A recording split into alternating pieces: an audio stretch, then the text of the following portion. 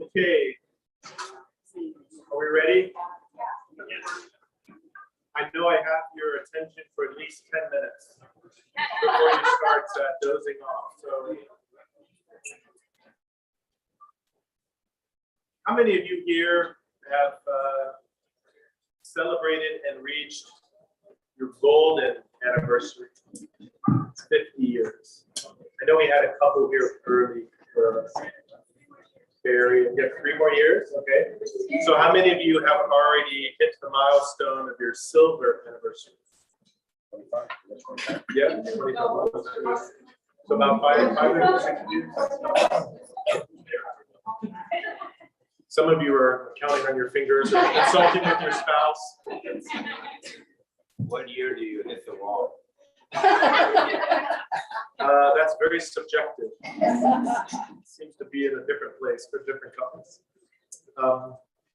So the title of the talk, these talks, is how to reach your 50th silver anniversary.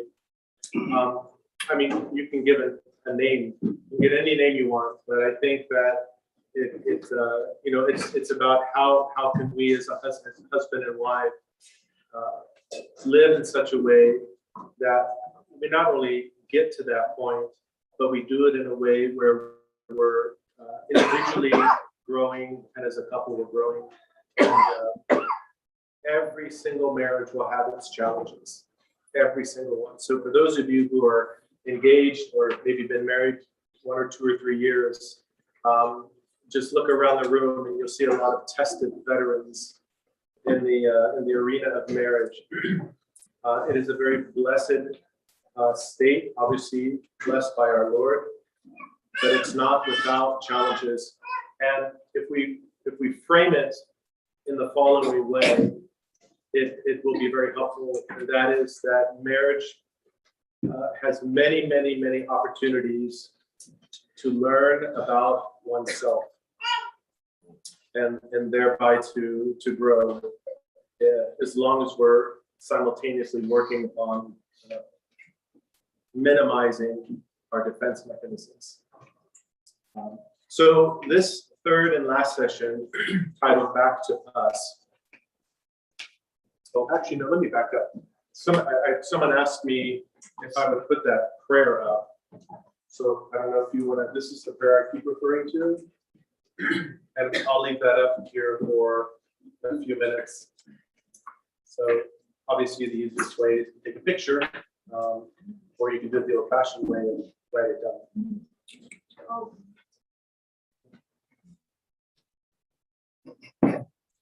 So this third and final session, called Back to Us, is the Emptiness Syndrome.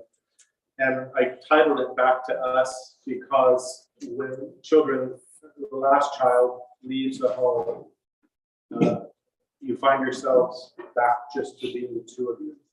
So this isn't a very deep or heavy talk at all. And it's much more brief than the first two.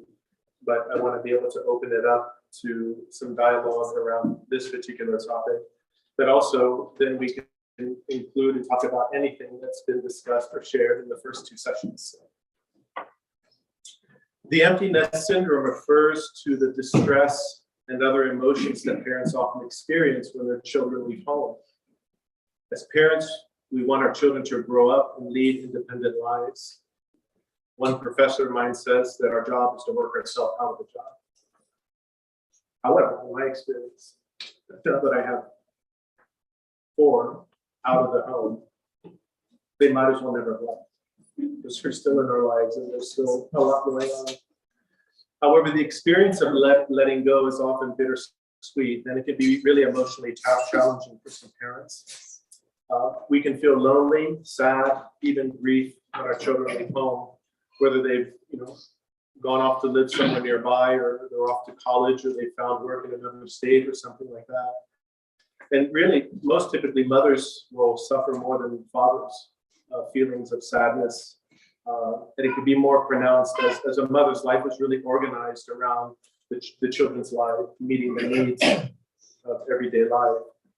It's also common for a mother and a father to have different views and experiences when the home becomes empty. One may have feelings of relief and joy. At least that's what I think I'm going to feel. And then I realized that my youngest just turned 10. So I'll be 18. She'll be 8 when she's 18. 8 years? I'll be 65.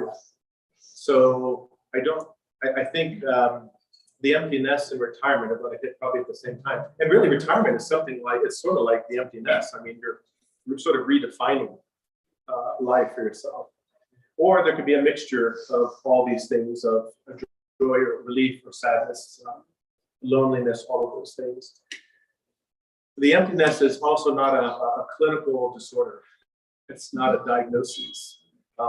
Although, if I was seeing someone who was really struggling with the emptiness syndrome, I would probably diagnose them as adjustment disorder, which is a clinical diagnosis. It just simply reflects the emotional ambivalence to a very normal transition in life that we have. And of course, it's uncharted territory, where parents leave behind a way of life, a life that really defined their life, and for many, many years. The emptiness syndrome also not only reflects a mother and a father's emotional sort of state, what they're going through individually, but the emptiness will also have an impact on their relationship, in the sense that the existence of the emptiness causes them now to see one another again without the care of children in the home. As parents, we will quickly discover that as we have dedicated the vast majority of our time and energy in the lives of our children, we've also dedicated less time and less energy to our marriages.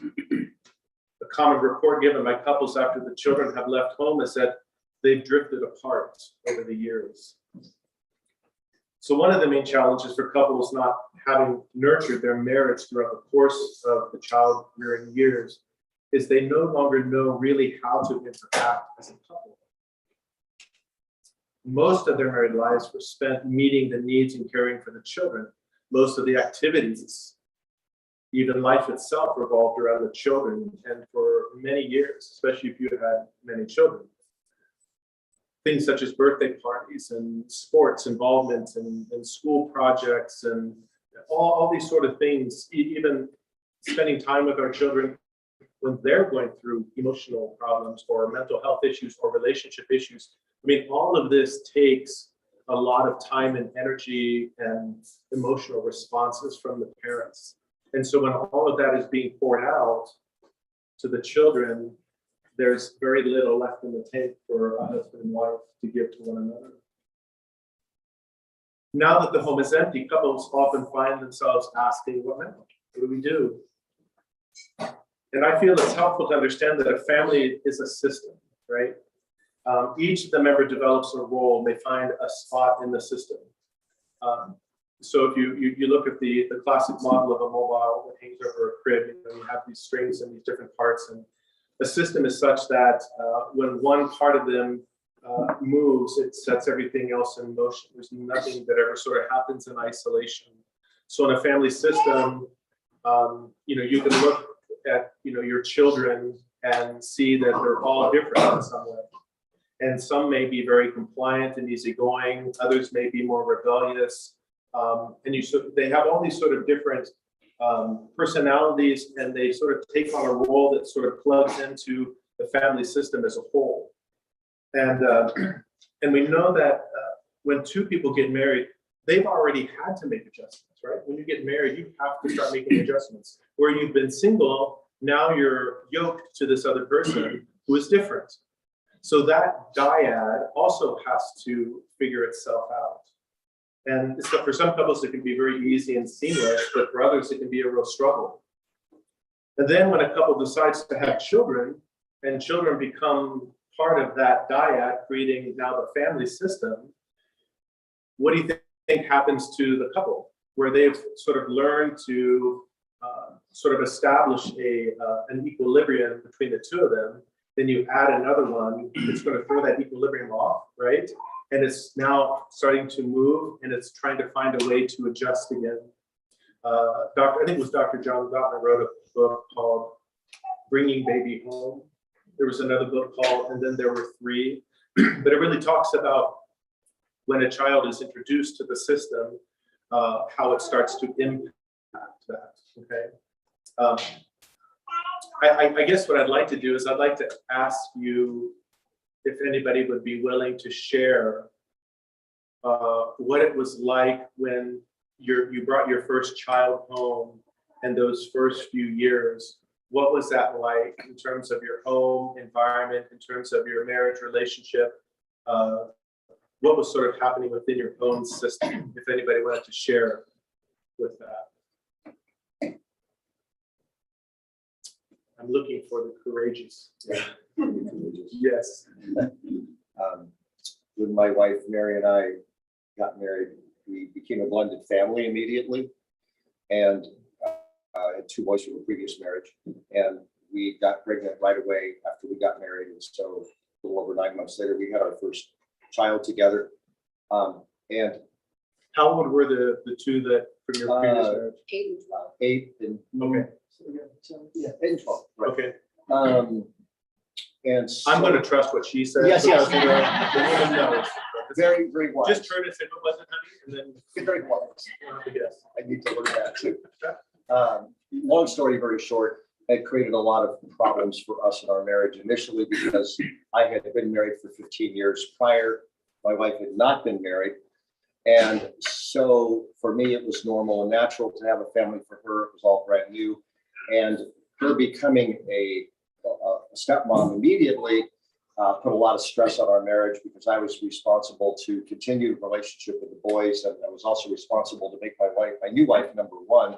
And so it was a very impossible situation because I had a lot of tension between my loyalty to my boys who were, she says 8 and 12, and then a beautiful young lady who I just married, who meant the world to me, but I had only known her for a couple of years versus my flesh and blood kids. And so and plus our child had a couple of mild disabilities. She's fine now, but it added a lot of stress because we were taking her up to OHSU all the time and Dornbecker, yeah. And so anyway, long story short, it was a very difficult time because we did not know how to navigate that situation. No one had ever told us anything about the realities of a blended family and all the complications that would come from it.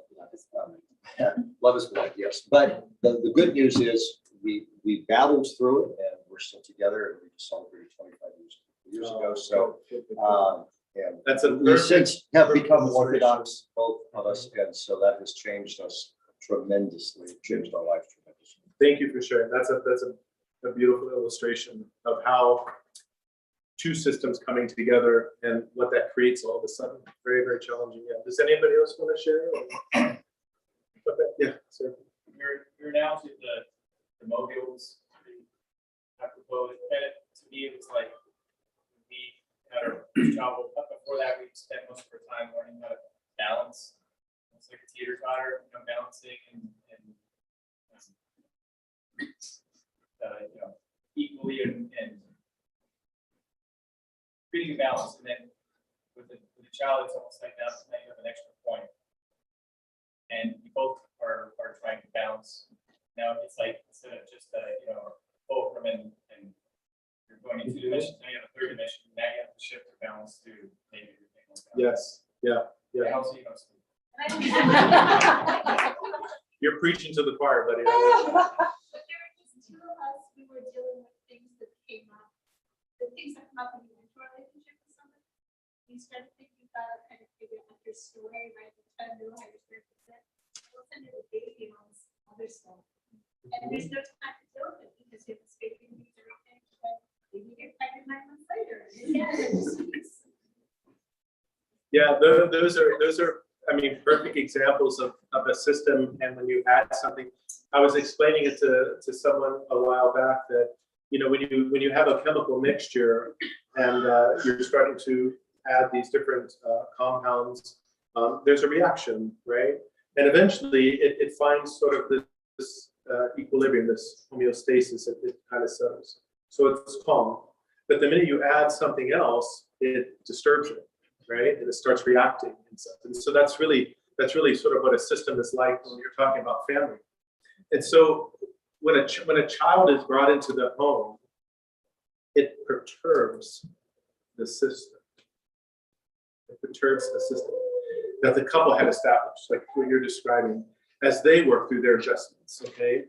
So when you either add to the family system, such as bringing a child into the family, or when a child or your children leave the nest, the system has to recalibrate and find a new equilibrium. And that's what couples who no longer have children in the home, when that last one leaves, that's where they find themselves. So, for example, patterns of relating to one another, communicating, behaving, all of these things change. One, because people change, right? You're not the same person you were when you first got married, 5, 10, 15, 20, whatever years down the road. We are always evolving and changing as individuals. So that in itself sort of creates this constant disequilibrium. And the other thing is because, as I said, people will move in and out of the system, the family. So it's not unusual when parents no longer have children in the home that they will experience the system attempting to recalibrate itself and sort of find a balance again. And part of this recalibration is that we have to get to know our spouse again. Don't think for a moment you know your spouse. Don't think for a moment, oh, I know her. I've been married to her for 20-some years. Remember, there's always more to the story.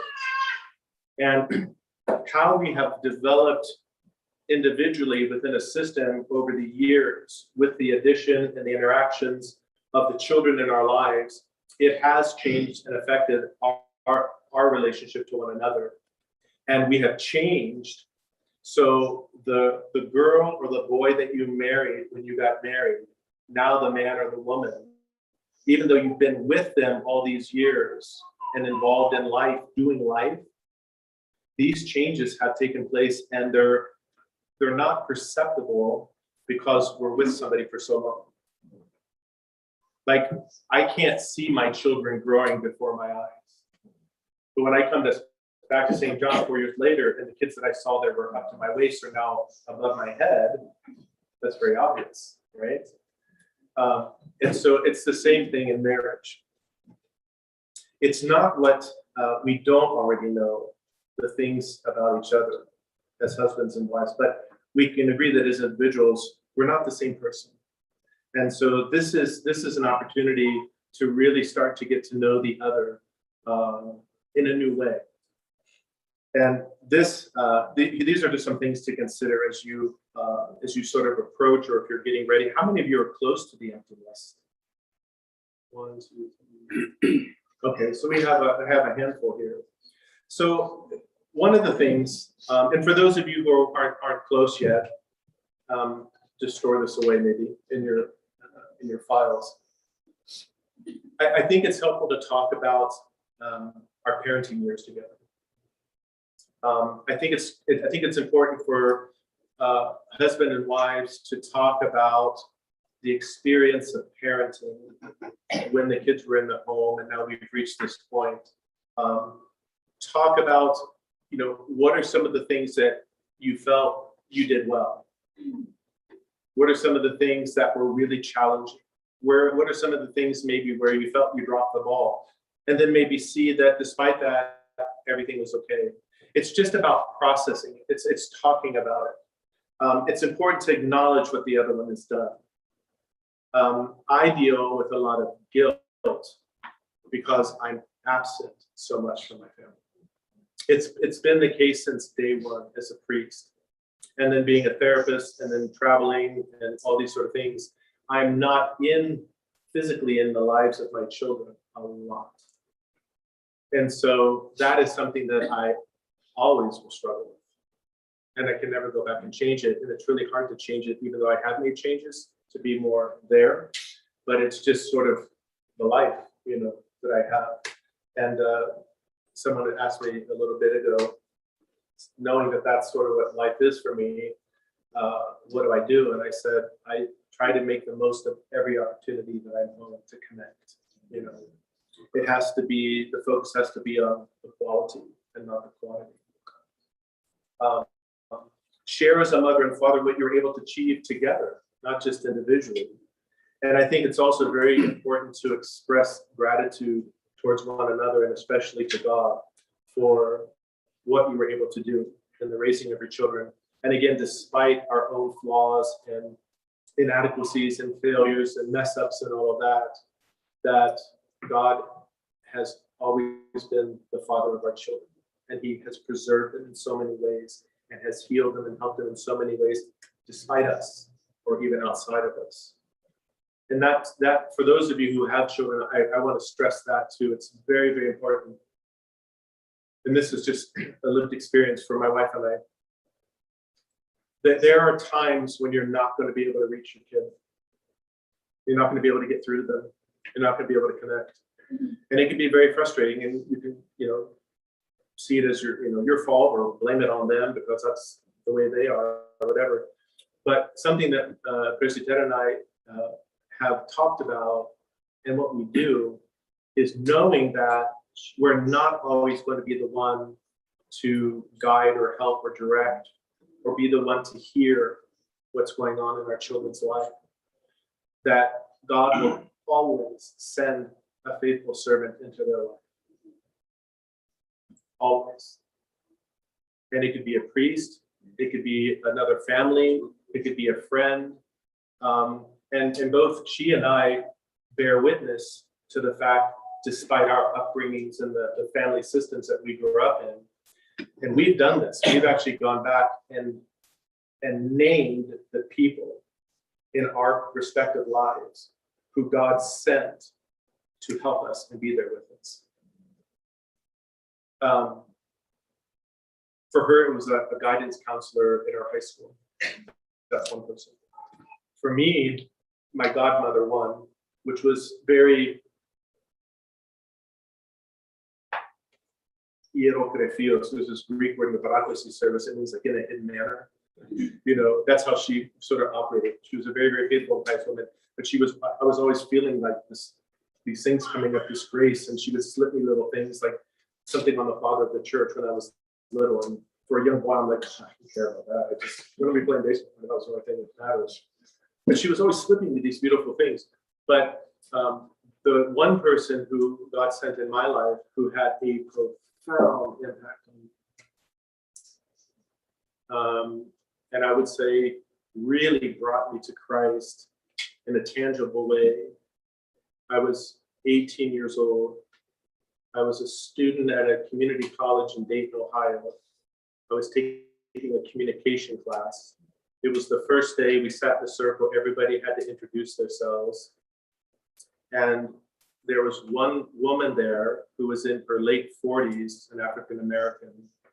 Everybody else was 18 and 19 years old. I won't go into the whole thing. But after the class,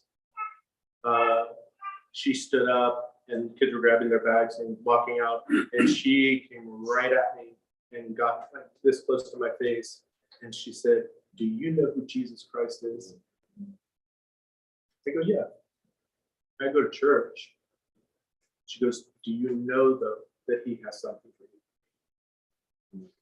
"No, I don't. I mean, how could I know that?" She goes, "You need to know that, son." That moment started a relationship with this African American Protestant minister woman, of all people, who took a vested interest in me and met with me at least twice a week in different places on campus, where she would read the Bible, she would tell me things about her life. She introduced me to things of scripture, like parables, and this went on for a year and a half before I transferred to Ohio State. And that woman, Reverend Senny Taylor, God used. Because I was in a church that had like 35 families. We had like eight kids in our Sunday school program. It was very, very small. And there wasn't a lot there. And my home life wasn't great. And so that's just an illustration of, despite what my circumstances were, God sent one of his faithful to me. And I mean, honestly, I look at my life right now and I don't know where I would be if that encounter didn't happen. And it really, for the first time, I think I was 19 and a half going on 20, my last of the 2 years there, I read, the New Testament from front to back. I've never done that before.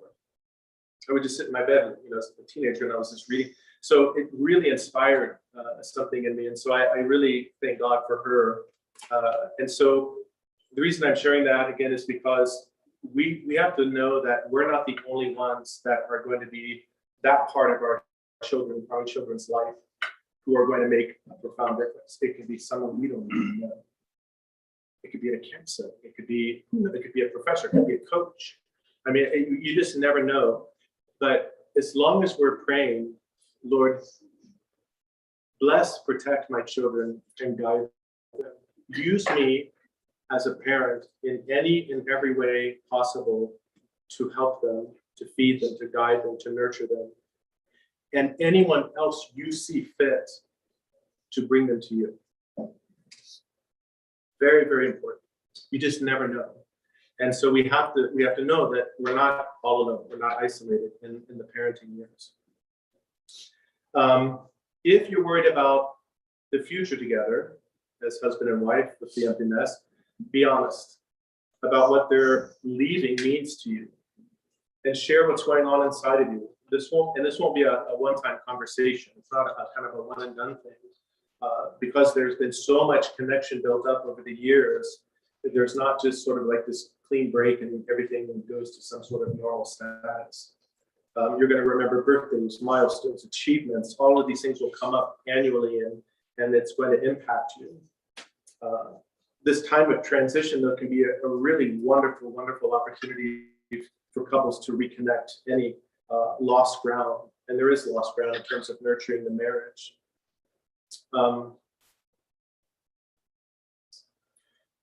So just taking some time to reflect. As I said,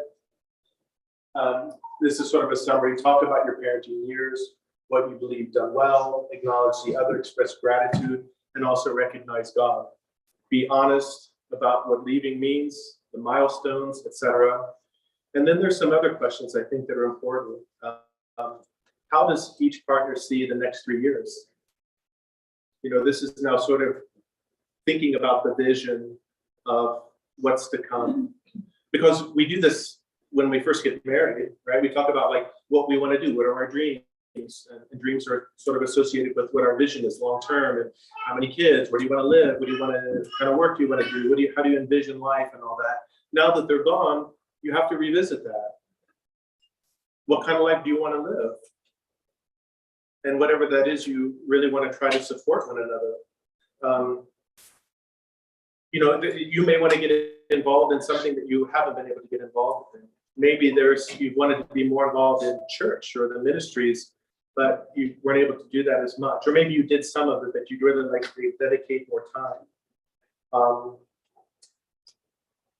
Your relationship also may seem dormant. So if life has always been planned around the children, their prolonged absence can leave you in a place where you're just not sure what's going on in the relationship. You also want to be careful not to throw yourself into work when the children leave. Often children leave home when one or both parents are at the height of their careers, so it can be tempting just to retreat into the work. You may think of it as, well, I can just start dedicating, spending more time, and you may be able to do that. If the office is where you receive adulation and reward, be it financial or in terms of status, then you can also be hiding from not having to examine your pain at children leaving, or the sadness or the emotional distance that you're experiencing at that time. So in other words, you don't want to just sort of bury all of that. That's going to have negative consequences. So you have to speak about this. You don't want to fall into that trap. Maybe you've forgotten how to actually be with one another. Talk with one another. Not the occasional physical intimacy that seems to just sort of have to happen in between, diapers and throwing up and taking them to school, going to work and all these sort of things. But what it means to actually be fully present and to sit and have an intimate one-on-one conversation, looking into one another's eyes and just talking about you, the relationship.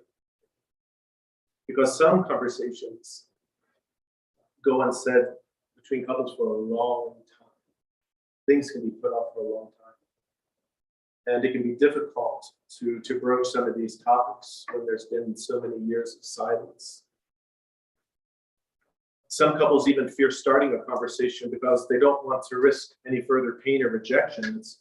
And this is true for both men and women. Some of the things that never really got addressed or talked about, there's this sort of trepidation to bring it up. And that's not ought to be the case. That means that someone doesn't feel safe to be able to really share what's on their heart.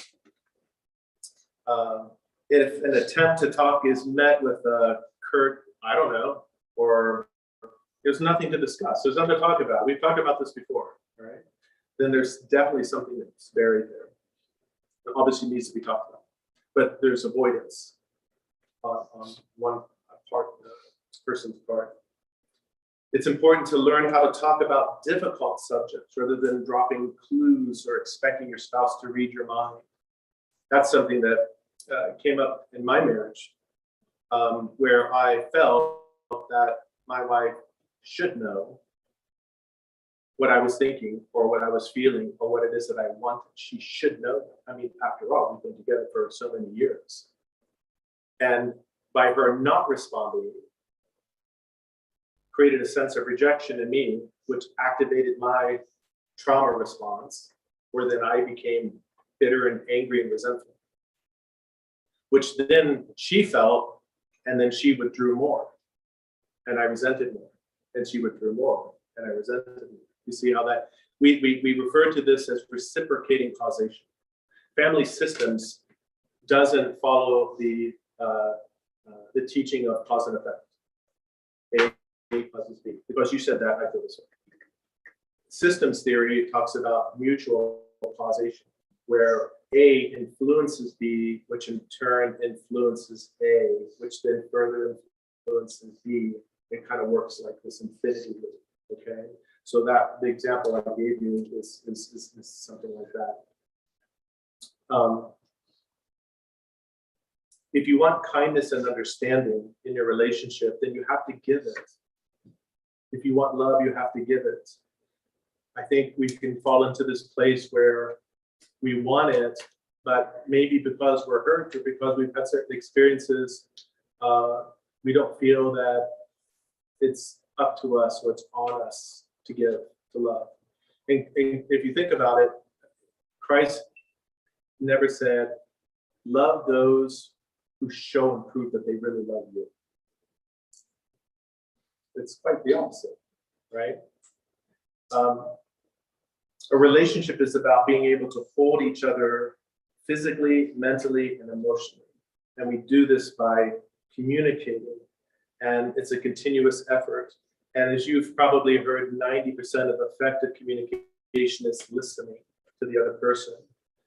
And as I went deeper into that yesterday, it's about taking myself out of it, not making it about me, and listening for the purpose of wanting to really understand where he or she is coming from. I don't want to simply hear. I want to understand. I hear you, yeah, but you did this, and you can see where it just sort of blows up. But when we can approach the other in such a way where we say, I want to really understand what's going on, what you're thinking. I want to really understand what you're feeling. I want to know. It's important for me to know that. When we do that, we're giving the message that we deeply, deeply care, and that this person is of utmost importance. Saint Sophrony said, the purpose of Christian marriage is for people to reach unselfish love and cut off their own will, and then this way they reach God. He's referring to one way that we reach God through marriage, okay? To cut off their will, and in this way reach God. Married couples must learn kenosis, or self-emptying.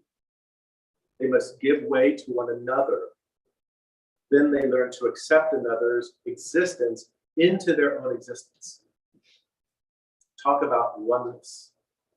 Talk about oneness. This can be disrupted, though, by our story, by our relational past experiences. There's a fear of maybe I don't want to be known, because if you really knew, you wouldn't want to be alone. You wouldn't love me anymore. I may not want to know fully you because it may overwhelm me. So I'm going to shut that down when it starts coming up. But I love you, right? So that's a capacity issue for me with that. That's something I need to work on. I have a question. How do you handle counseling with non-Orthodox? Because obviously your whole perspective is Orthodox, but your customer may be put off. Well, when I had my private practice in Milwaukee, I dressed like this. And the two people in the office, when people would call and they'd say they want to make an appointment, they would say who's sort of available and who's there, and they would mention, you know, we also have Father Timothy, who's a licensed marriage and family therapist, and he's an Orthodox priest as well. So it was sort of like a point of disclosure. And out of, I don't know how many couples I saw for 6 years, but only one said no thank you. So when they came in, this is what they get. This is what they see, at least on the outside, right? With non-Orthodox, I mean, as a therapist, all therapists want to know where people stand in terms of faith.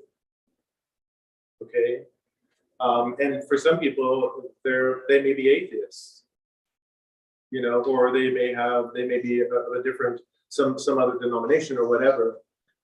It's for me to respect where they are. I'm not there to convert people. That's not my job, you know. But if I can reflect Christ in the way that I am present with them and respond and walk with them, they're going to get the full onslaught of Orthodoxy, whether they know it or not. You know, so that was never an issue. Never an issue. You know? We also have to be careful not to be passive aggressive about unspoken resentments.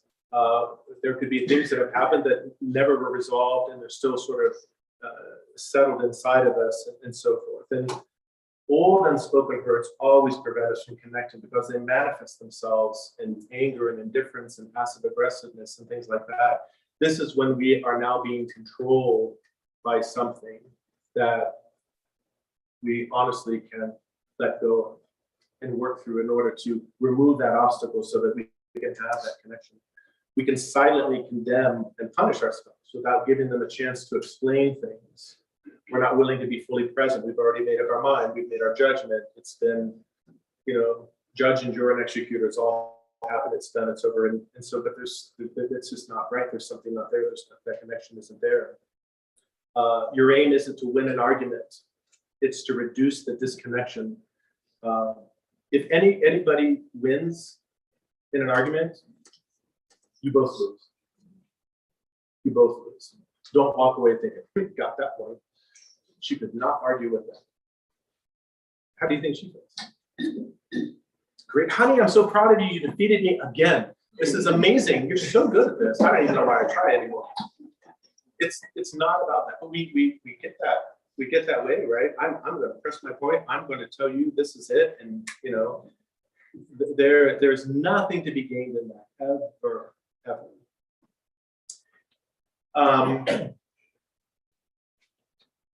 If they ask, why are you dredging this up? Why are you speaking about, why are you bringing these things up from the past? And the person says, well, because I still feel hurt about it. And I want us to move on together. I want us to address it so that we can heal from this and move on. You don't sort of a terse, I'm sorry, all right? I said I was sorry. That goes nowhere. Goes nowhere. Don't even say it. The only way to let something go is for your spouse to understand how you feel and for you to really understand what's going on. You could also ask, what impact did it have on you? When we were going through such and such a situation, what impact did it have on you? Believe it or not, that question is seldom, if ever, asked. Because if we're hurting, we don't want to know what's going on with the other person. We just want them to know we're hurting. I'm hurting. I'm mad. I'm angry.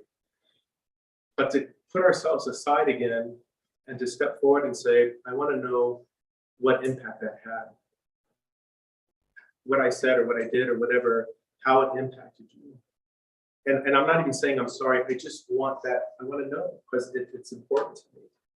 Then you increase the possibility of understanding them and also forgiving them or then you of anything that had happened. Yeah.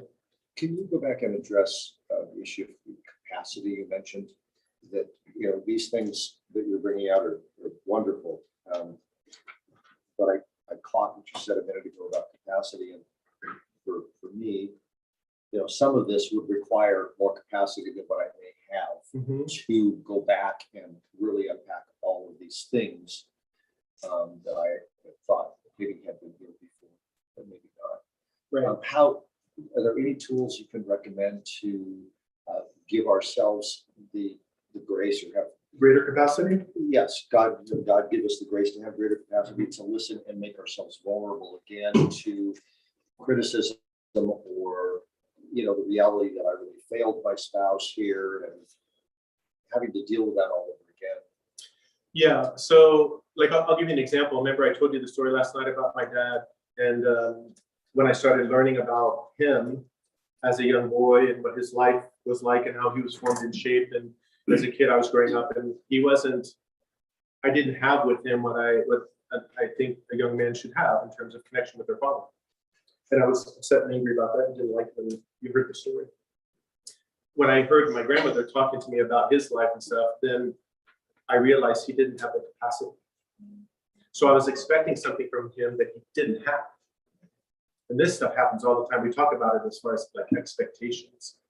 But we have to realize, we have to always take that into consideration. If we feel that such and such a person in our life is just not changing, can't get through to them, they're making my life hell, why are they doing this? Why can't they be different? We have to entertain that thought. Or the idea, they probably don't have the capacity to do it. But the reason we're struggling and suffering so much is because we're still expecting it. And we feel they're just withholding it. It's not that they don't have the capacity, it's just they don't want to be nice. But I beg to differ. I think we have to go back and really see that it could be a lack of capacity. So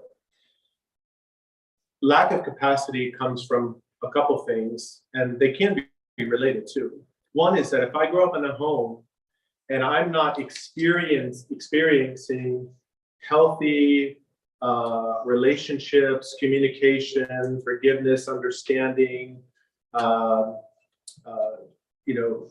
comfort when comfort is needed, all these sort of things that we would consider part of a healthy environment. If I'm not experiencing that, then it's not part of my experience.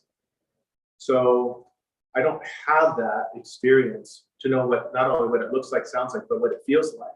So in a way, I'm incapacitated. I can also, through more traumatic things, lose capacity if I had some to begin with. So this is the first thing I think of. And so for some, in order to increase their capacity, guess what they have to do? They have to go into their story. They have to kind of look at what my narrative has been and why don't I have this capacity, whatever I'm measuring, okay? But why don't I have this capacity? And as I sort of journey back and maybe journey with someone, and I'm looking at these things and I'm explaining sort of what my current struggle is, where my impatience, where my judgment, where my anger, where my whatever comes from, they're helping me kind of say, well, I mean, have you ever experienced that before? Or what did it look like? Or tell me about this, or tell me about that. And I'm sort of, fumbling around and I'm looking at all these things. And then all of a sudden, these kind of little connections are made, And so then I have this awareness of, where that lack of it is. So now the next thing is that, okay, so how do I increase that? Well, it actually begins to increase the moment I start understanding and making sense of why I didn't have it. Because now I feel almost the liberty to be other, to be different. It's not because I'm just incapacitated, I'm a bad person, but I have a choice here. I can actually be different if I want to. And so what does that look like? And so someone says, well, for example, when you're talking to your wife and she's sharing something, and you start to take it real personally and you want to, react to her, just put yourself aside and just listen. Try that. So the first time it happens, I do it, but I felt tension. Remember, I said I was burning a hole in my Jesus Prayer rope, and but I held out. I held out, and I knew that there was a break there for a moment that I wasn't really fully present, but I was able to come down by God's grace and then re-engage. But then, I have a little experience in that, so that capacity begins to increase. And I think that a lot of things, like when I read the lives of saints, or when I hear the teaching of Christ, forgive the Father for they know what they do, and I start to think about that and see how it applies to so many areas of my life, that the minute I see something and I want to judge someone because I'm really angry and they should know better type of thing, but then I think of the words, but they don't. It's actually better for you to give them the benefit of the doubt than to get all that kind of stuff stirred up in your head and your heart. Where do you want to go with this? I mean, are you justified? Okay, so say you're justified. Where is that going to lead you? Bitter and angry and judgmental. Okay, is that where you want to be? No, that's not where I want to be. So we have another option. Forgive the Father, they don't know what they do. Lord, help them and bless them, please. Something's going on in their life. I have no idea what it is. Obviously, there's pain, there's suffering, there's confusion, whatever, the devil. I want to pray for that person. I increase my capacity through that. Mm-hmm. This sort of stuff is like almost daily available to us, if we care to see. Just really quickly, this is a very technical test. Can you go back a couple slides? So there were two slides right after the prayer. This one. This one. Sorry. You can also email me and I'll send you the slides. Okay. All right. Where am I? Let's see. Take a good look at yourself. Is what we're really talking about instead of your spouse. In my experience in working with couples, nobody says, I've realized that I've been really lazy and honestly much more interested in football than taking my family out.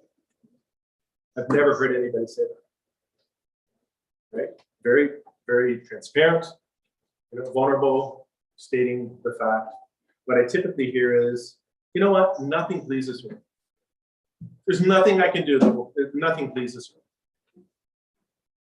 So it's impossible. You see, it's impossible. I mean, I don't know how we're going to work this out. Nothing pleases me. Instead of saying, you know what? I used to say that, but now I can realize that there's stuff that's going on inside of me that I really need to talk about. Part of my narrative, part of my story, and I can see why I'm avoiding maybe spending time with her or the kids or doing something. I may have just this fear of failure, or that I'm just not, I don't know how to do this whole father thing. So it just doesn't feel comfortable. And I struggled with that a lot because I didn't have that relationship. So I didn't know how to be father, right? So that, if I'm not looking at that and acknowledging that, then I'm just going to avoid. I'm busy. I got a lot of stuff to do. I'm sorry, kids, I can't right now. I got to go here. I got to go see this person. I got to go visit that person. Just avoid. And man, I can justify all of it. All of it.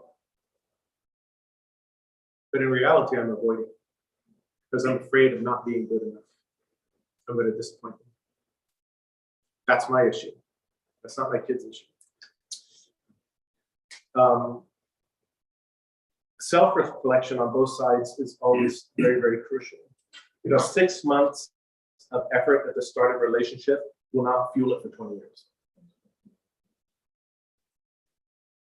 That'd be like saying, all I gotta do is fill up my car with 1 tank of gas and I will be able to drive it for the next 25 years. You gotta keep filling it up.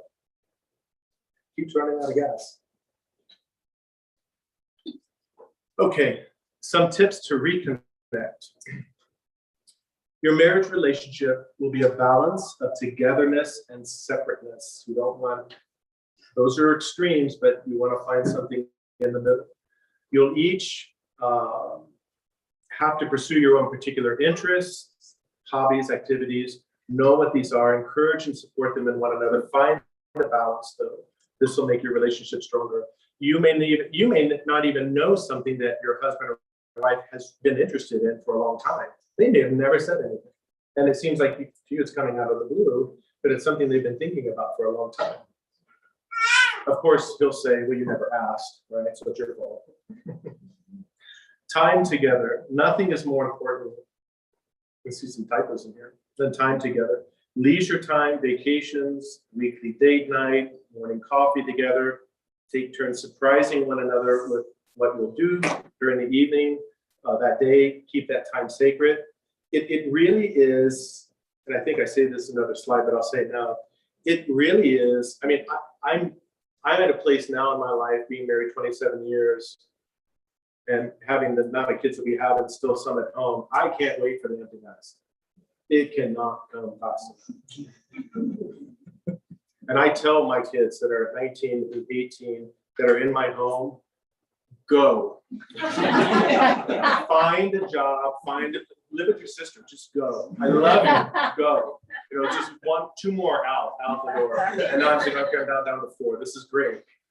I can't wait because I can't wait to really court and date my wife and just spend a lot of time together. But we do that to a degree, but I'm really, really selfish at this point. I want more of that. Because I see how things have changed. And I see her. My wife is a type of mother who gives 110% to her kids at all times, in all places, in all things. And I can honor that now. But I want my wife back. But I see the goodness in it all. You know what I'm saying? It's not like a resentment. I see the goodness in it. It's important to take care of yourself as well. First and foremost, of course, our spiritual health is of the utmost importance. And when we reach that point of the empty nest, we're also sort of coming closer to the close of our life. And when we get to that point, I can tell you that you're going to start seeing life differently. As you feel yourself aging and your body not being able to do what it once used to be able to do. You feel your energy decrease and you feel that you're not as sharp mentally. You start feeling all these things. It is a very, very, very sobering experience. It is like death is just like around the corner. And now you're like, I can't put this off anymore. It's like, it's kind of like the light of the next life. It's coming down the hall, and it's coming around the corner, and you're starting to see it, and you know you're about to turn the corner. And it does something to you. You really start thinking about, I really don't have, I mean, when I was, teenager, 20, 30, 40, maybe whatever, I really didn't think about it, but I'm getting there. And that's really, really sobering. In developmental stages, when people get to their senior years, what they typically think of, or what they report most people think about, is what have they contributed? What are they leaving behind in terms of their life, And so that becomes very, very prevalent. But it's really an opportunity to really turn your attention much, much more fully to your relationship with Christ. Because I'll be honest, I mean, my life up to this point, I've just been Martha. I thank God for the priesthood that I am in a position where I have to prepare for sermons, I have to prepare for teaching classes, I have to prepare for these things, because sometimes it's the only time that I can spend with Christ in the Word of God, reading and all these sort of things. I mean, outside of just praying throughout the day, but it's like, in a way, I'm looking for that time where I don't have all those things, where I can just sit and just really be. So taking care of ourselves spiritually is of the utmost importance. And you can do lots of things together. I mean, whether you do spiritual life thing together, like prayers and all this, but you can take pilgrimages, you can, you can start reading together. There's so many things, but I'm just saying that is really, really important. And in addition, because our health changes, it's also important to do what we can just to maintain our health to the best ability that we can. Because our body is a temple of the Holy Spirit, we're not trying to trash it. I mean, we abuse it enough going through life, right? Now we're at a point where we know that I'm giving water to a parched, dying person. Eventually, it's just not going to matter. But we still have to honor that, that this body that God has given us. Always keep the lines of communication open. Many relationships fail because of misunderstandings, and the only way to prevent them and to allow the other person to know what you need and want is through a steady stream of open dialogue. I think I mentioned last night, there was a seminar I went to, and this well-known marriage therapist, this woman, at the end of the 3-day seminar, she goes, well, if there's just one thing you need to know after you leave here, and I'm thinking, you could have saved me 20 hours and $500. You should have said this in the beginning. If there's one thing that I want you to take away from this, she goes, when it comes to improving your marriage, there's really one thing that's going to help you the most. She just said it's the only thing. Just spend time together. Hang out. Just hang out, spend time, talk, walk, whatever, visit places, whatever. Just spend time together. And she goes, and you'll be amazed at what that does for you. You'll be amazed. Courting one another, I mentioned as well. Last, I just have this beautiful quote here from Father Alexander Elchaninov, who says, in marriage, the festive joy of the first day should last for the whole of life. How ideal. Every day should be a feast day. Every day, husband and wife should appear to each other as new, extraordinary beings. The only way of achieving this is for them to both deepen their spiritual life. And for that, we go back to top 1 and top 2. What is spiritual life? We talked about that last session. So what I have learned in my relationship, and what I'm continuing to learn, when I am separating myself, not intentionally, but when I'm separating myself because I am troubled and worried about many things, and I'm giving my time, attention, and everything else to all that's going around me. And I'm not putting myself in a place where I can just be fully present as myself with Christ, whether that's reading scripture just to meet him there and be with him, or to read a spiritual work, to meet Christ there, to be with him.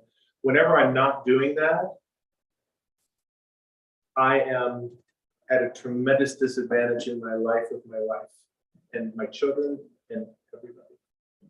The minute I begin to tap into the nectar of those things and I'm with my Lord, it changes me.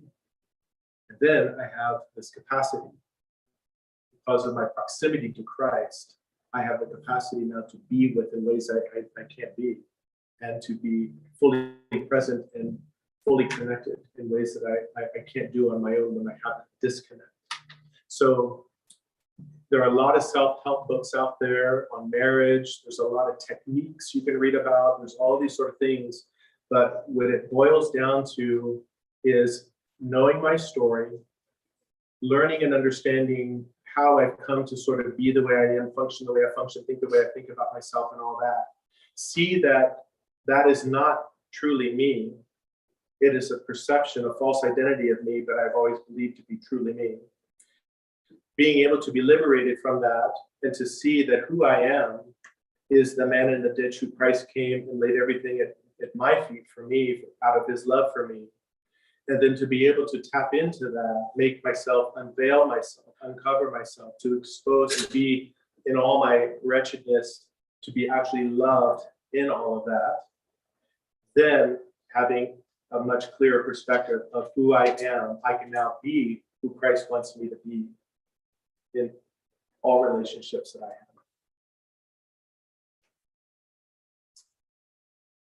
Thank you.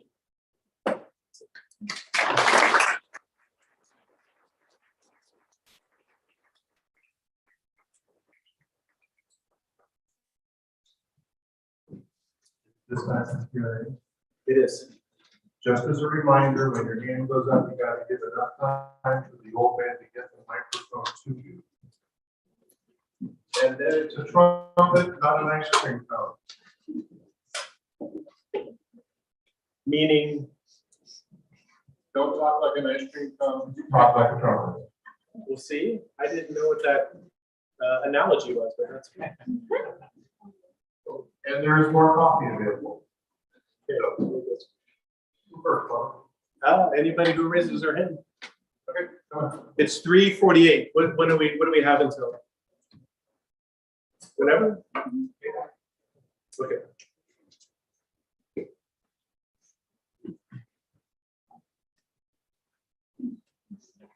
Going back to the shoulds.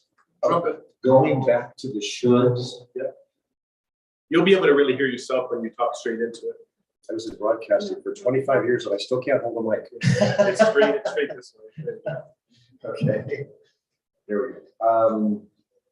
Going back to the shoulds that we talked about earlier this morning. Is there such a thing as a healthy should, a healthy way of looking at I need to do more, I should do more? Is there a healthy approach to that? No. Nope. I'm easy. That was easy. You're right.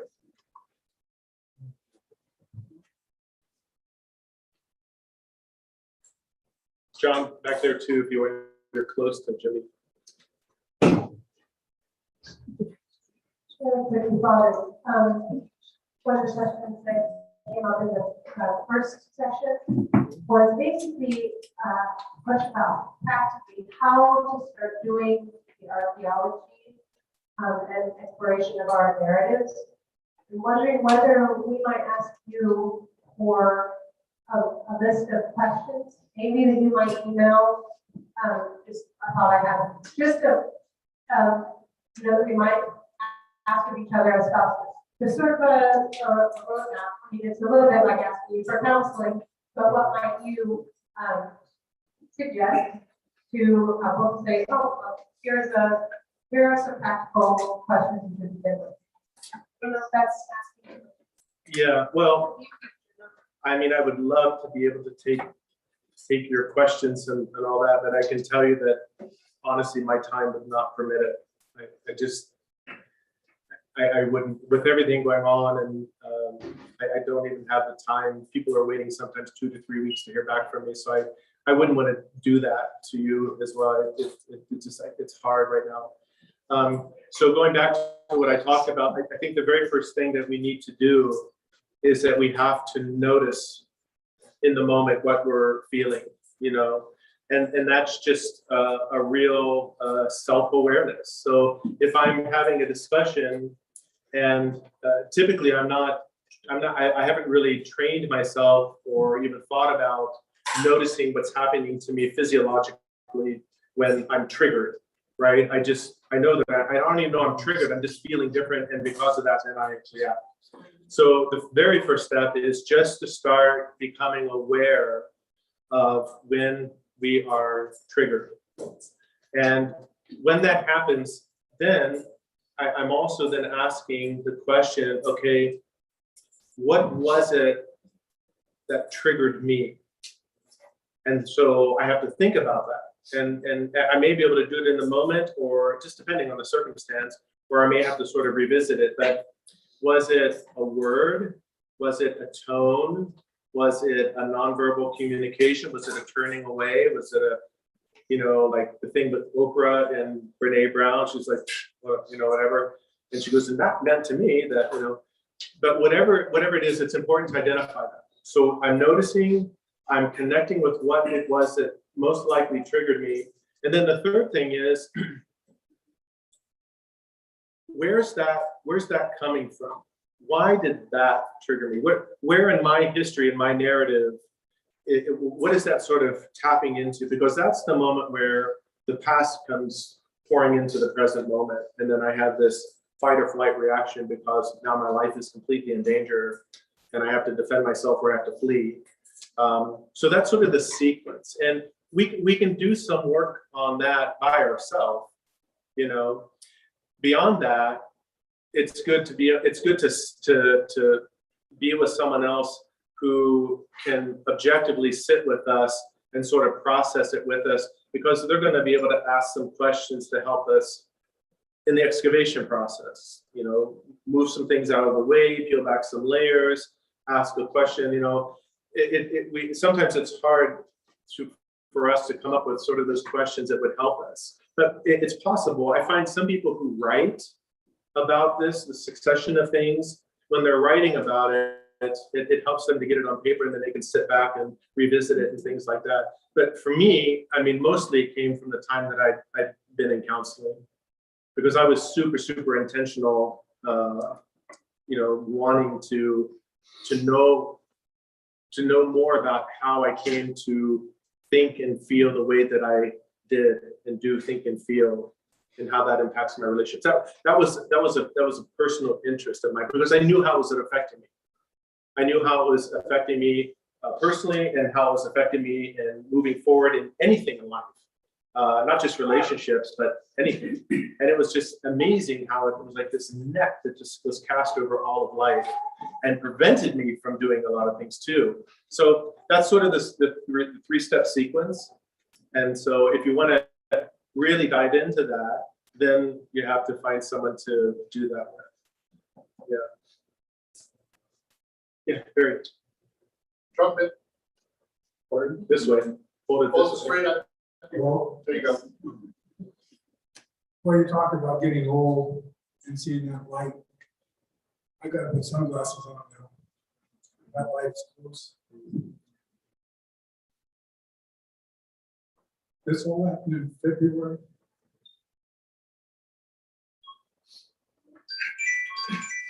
I think I spent more time with the doctor. Once, I have once for 3 years.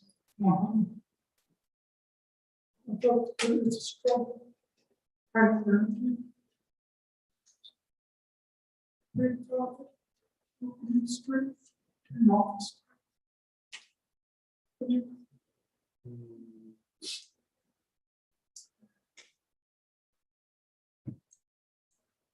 I've known Barry since he was 9. doesn't remember me until I was maybe 11. Because we traveled across the country to get to see families and my parents' friends and his parents that were best men at their weddings. So we've known each other a long time, but that doesn't mean it was an easy journey. And looking at getting to the silver anniversary, we got past our golden one. Come closer so we can. So, and so there's always been complications in our lives, and I think everybody has them. Something that hits you and you don't expect it, and you really realize you weren't prepared for that, whatever it was. God has always been gracious to us, and the most gracious is that we became Orthodox. And even that was difficult at the beginning, finding because it was an ethnic community for a while, and I mean, it still is, but not quite was. So finding it was really difficult, and when I did, it still was difficult. But the beauty of all of it is that all of the things that sometimes I really, in my deepest heart, part of my heart, was wanting to be closer to God. And I didn't always go the right way about it, and it didn't take, all I know is that eventually when I wasn't looking directly for him, he was there in some way that absolutely I couldn't comprehend. It was so great. And so sometimes we can, and I realize that too, because the same thing you're talking about, saying all the prayers and then all those kinds of things, it's nice, it's beautiful, and sometimes you have to do that. But it isn't that if you're doing it alone. And sometimes I've gotten into that myself. I just try to do it, and I'm not being personally conscious of it. And over and over and over again, in my marriage is the same way. We love each other, but we haven't been conscious with each other. And those times don't work as well. So I want to say for us, come to this retreat is very important, because we always need to have help to get to the next step. And for us, it's not a big, it's a big, huge step for both of us, regardless of cancer or no cancer. We feel very close to both of us, and it can affect us one way or the other. What happens first, it doesn't matter. It's just something that I think he feels the same way we do. We have been trying to spend time together since our 50th, at least. I was very conscious that I hit that wonderful figure, and then I realized I have to keep that with me and try to have every day my 50th, not just say, oh, this is my anniversary and this is it. So we did start then starting to pay more direct, I think, attention to each other and what places, simple things like walking. I can't say that everything became perfect, because having difficulties in your life also creates stress, and figuring our way through this cancer thing is not easy. But the wonderful thing is that God is there, and I've learned that now. In some of these hardest times are the time that God gives you the most grace, but not always when you expect it. So I want to thank you for being here and teaching us.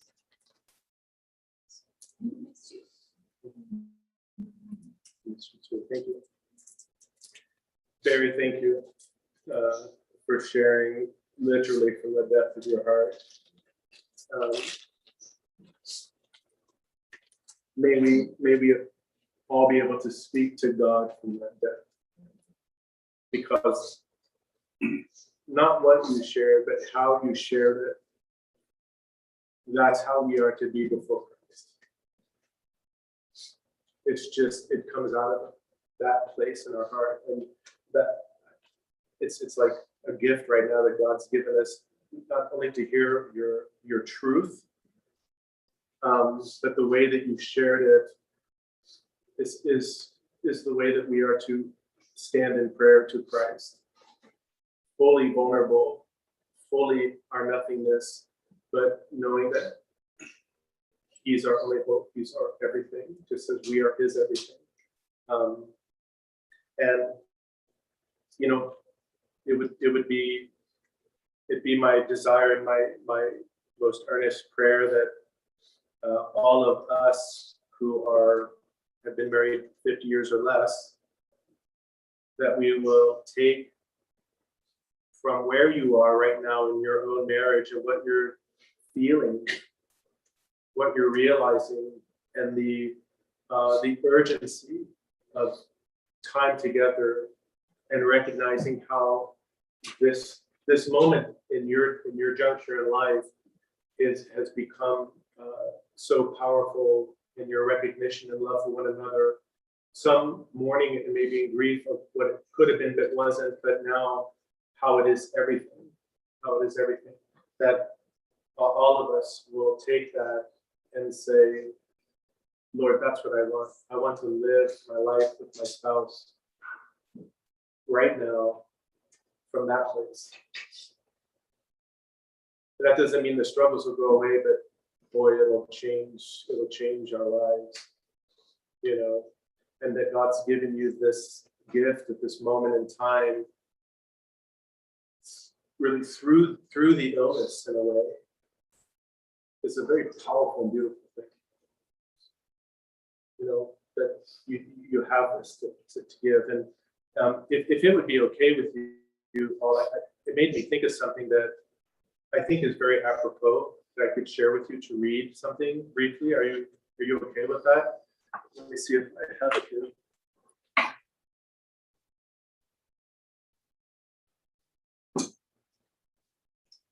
I'm just going on a feeling right now. That's it. I don't know what I'm doing.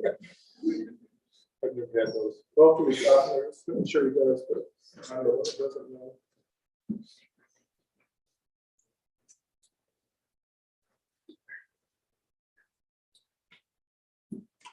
In a way, this is what we're talking about. This, I think it's not just suffering, but it's sort of life.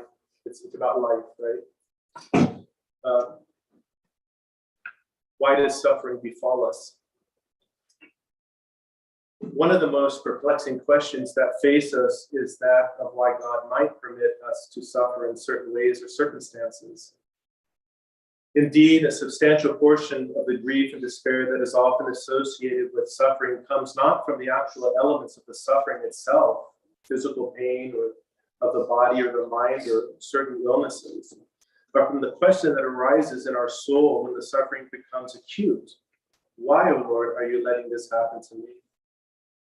The desire to have an explanation, to seek a cause and effect rationale for what might seem unjust or unfair, and certainly unpleasant, produces a mental anguish that can be as strong as any physical ailment that actually afflicts us, and at times can even overpower it. Philosophers and theologians have struggled with seeking answers to this quote-unquote problem of evil, suffering, for millennia. Why do the good suffer? Why does an all-powerful and all-merciful God permit grief and sorrow to exist? Why can't he who orders all things order his creation so that there's no suffering, no pain, and no agony? And there have been myriads of answers to this problem posed over the centuries. Some defeatist, some optimistic, some rationalistic, some more spiritual. These are issues of human freedom at stake. There are matters of deception by evil powers. There are questions of coming into being and going out of it. And there are quote unquote solutions to the problem of evil and suffering that can be drawn out of these elements. But none of these ultimately satisfies, because what we are dealing with is, as others before have said, is not really a problem in any traditional sense, because problems are fundamentally things that have solutions. They propose situations that can be fixed, dilemmas that can be solved, but suffering is not a problem in this way. Suffering is a mystery. It is a strange effect of life in the world that is in the hands of God, yet also in ours. It has no solution, no inspiring, compelling explanation, though we can, of course, account theologically for its existence. Instead, suffering is something that we address not by accounting for it or solving it, but by entering into the experience of it and allow that experience to be redeemed and become redemptive. That's what you're experiencing right now. This suffering is having a redemptive effect on you. And it's manifesting itself in love for you. Suffering befalls us, therefore, not always as a mathematical or logical consequence to anything we have done. And God permits this to be so, not out of an arbitrariness or out of lack of love. Suffering has the power, despite its origin, so often in tragedy, to draw us into a better character of life. And this God permits. For he knows that it can change us.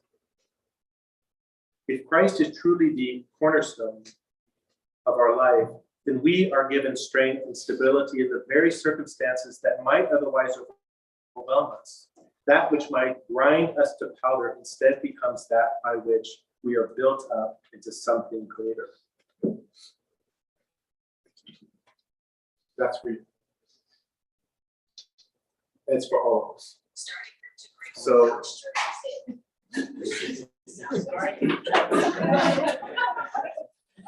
God has a sense of humor too.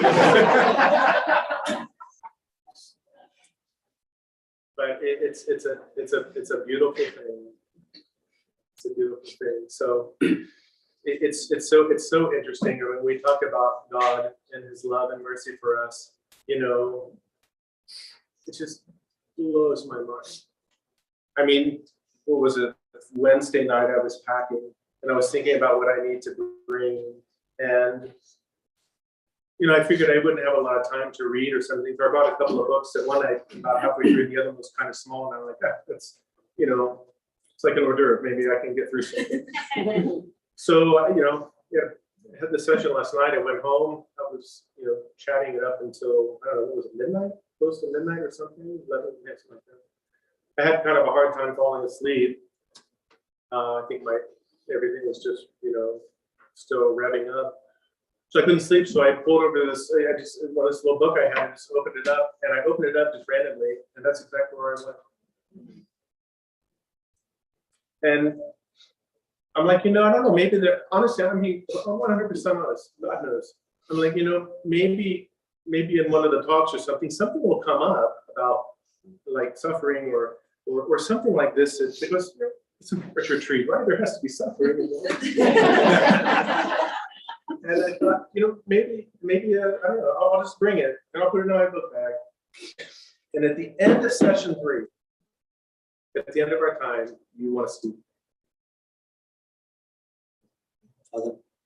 And saying what you said then God prompted me to say, now's the time, Father. You see how God works? This happens all the time in our lives. We just don't see it. We don't see it. We're so busy thinking, analyzing, contemplating, beating ourselves up, judging the world, trying to figure out life, trying to live a spiritual life. We're so busy, we can't even come close to recognizing the actions of God out of his extreme and uttermost love for us every single day throughout every single day. This is why we need to look at what we were talking about those first two sessions. So when it does happen, most of the time, I think, my experience, is it happens around death. Because death is just a stopper for us. When we lose a loved one, we go to a funeral, we're standing by someone, you know, our whole life is, I mean, we become extremely sober. We think about life, we think about death, we have memories. We're so deeply like invested and connected in meaningful things. And then we kind of get out of that and it's just back on the road, pedal to the floor, go, do, and all this stuff. So your sharing was a gift from God to us. And he gave me something to give in this moment at this time for you. Because when God acts, it's a ripple effect. It's not just for you, it's a glory to God. Yeah. Okay. I hesitate to come in at this time, but in the interest of time, thank you very, very, very much for your words, and especially for these final words, so often impromptu. This has been a great joy. I see by the number of people here how much this was very needed. And we thank you very much for the time. Look forward to the rest of the weekend with you as well. And thank you, everyone. Thank you, Father, too, for inviting me. We had talked about coming up, for me to come up for the 25th anniversary. Yeah. But I have a marriage retreat, a clergy marriage retreat in Chicago. And then I'm traveling down to Peoria to see my newest grandchild. And it was that weekend. So, and I thought, well, he said, well, maybe we'll have you come out another time. And then I thought, I want to go up and play in the golf tournament because that's the way I can see a lot of people that I haven't seen in a long time. And he's like, oh, hey, well, while you're up here, what do you think about doing that? So it all worked out. I don't know, actually, you're going to say this too, but I want to thank Lisa. Yes.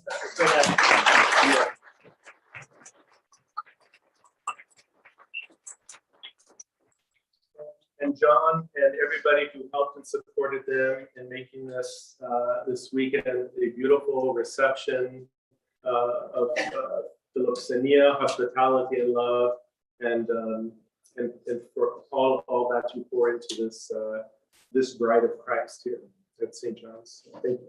Thank you very much. And if any of you would like to show your thanks by offering a little bit of help with the cleanup, that would be greatly appreciated. I've been told we're a little bit short-handed.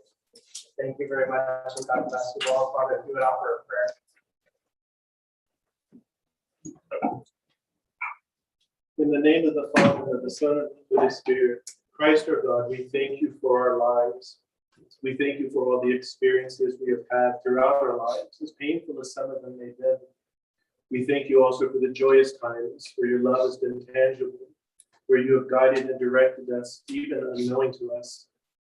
I ask, O Lord, and pray for all of these, your servants, for their marriages, for their lives together, that you will fill their hearts with grace and mercy, love and kindness and joy. You'll give them the courage to be who they are in your presence, to not be anything but the one whom you have given your life for, and to know that they are mostly loved in your heart. Bless them going forward in all the days of their lives. Keep them by your side, protect and comfort and shelter them. For your holy always now and forever. Amen.